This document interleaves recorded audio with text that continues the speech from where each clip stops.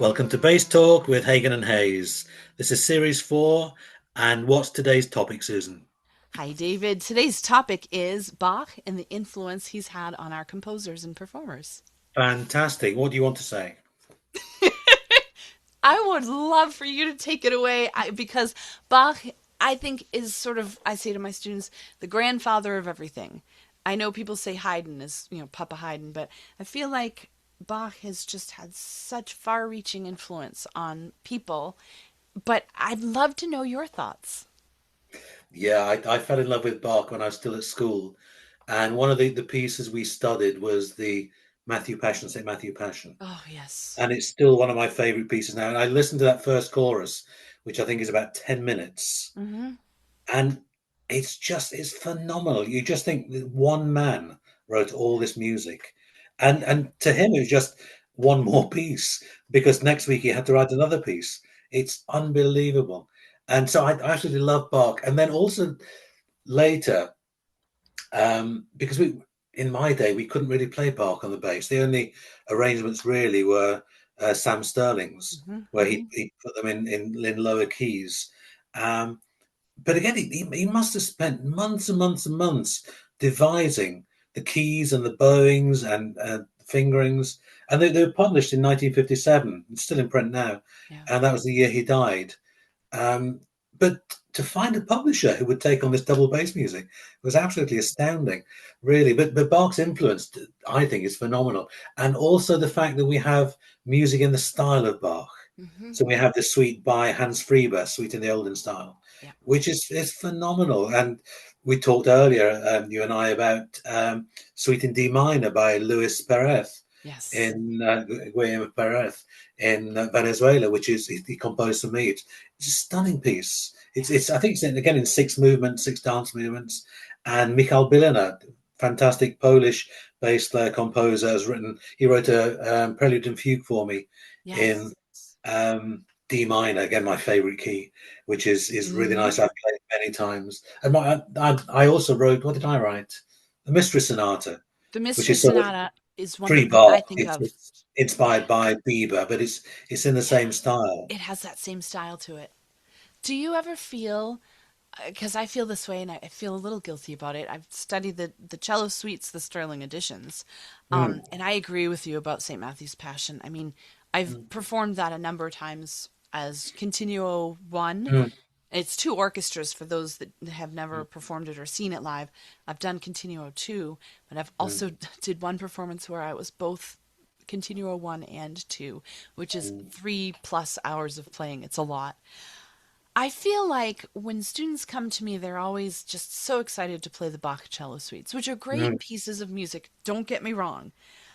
But I sometimes will say, you should try David Hayes's Mystery Sonata or the Friba or the Luis Guillermo Perez. Sometimes I No, think just the David Hayes. just the David Hayes. Also, I agree. Also, there are other smaller pieces that Bach has written, and where, none of it was really written for us. I feel like Mm, all of it is fair game, and I get on these kicks every now and then of other Bach pieces that I like to teach my students. But I've really been loving leaning towards, your piece and mm, Luis's piece and things that are inspired by Bach. If I never performed a Bach cello suite again in my life, I don't feel like I would be upset. Now, again, don't misunderstand me. I think they're great pieces, but I've performed them so many times, and I feel like in America, at least, they're required audition, orchestral audition mm, pieces. And for me, some of the excitement has been beaten out of it because of what I had to do with it when I was younger. And mm. so I'm loving playing pieces inspired by Bach. But what do you think? I I, know that's I think, controversial. yeah, I'm never controversial. I'll leave that to you. It, I think we've progressed so far because of the Bach cello suites. Yes, I definitely. think playing them at pitch, I think people have found, bass players have found ways of actually performing them to make it work, Yeah. which is phenomenal, really. Yes. I can't believe how far we've come in my own lifetime.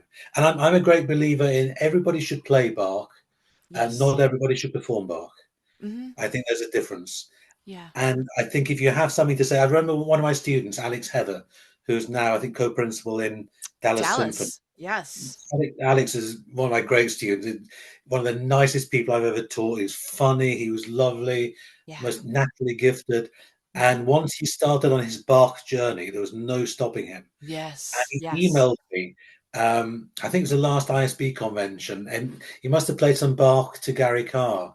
And Gary said that was the best he'd ever heard Bach on the bass. Mm. Isn't that And just I something? said to Alex, write it down and get Gary to sign it. Yes. Because that's there forever. Yes. And but I do think everybody should learn Bach. I do too. I really do. But there's also a lot of other pieces Yeah. if you don't want to play the cello suites. Right. And I But feel like the Bach, playing the actual Bach, really pushes our technique, right? Yeah. I think so, and I think that's why the bass has developed so much over the Yeah. last 40 years. I think you're right. And just to hear hear the greatest players play Yes. unaccompanied Bach is Oh, yeah. outstanding.